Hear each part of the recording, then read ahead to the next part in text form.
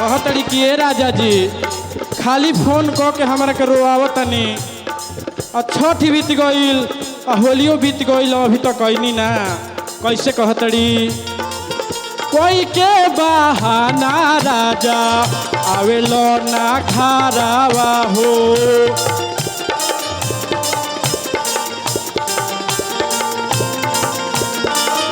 घूमी घूमी चारों ओरिया लुटे लहरावा हो।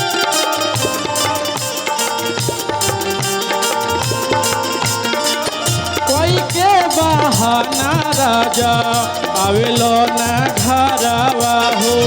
घूमी घूमी चारों ओरिया लुटे लहरावा हो।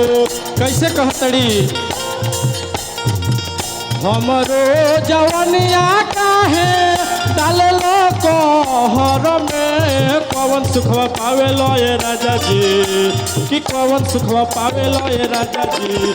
अवतीन के घर में कौन सुखवा पावेलो ये राजा जी।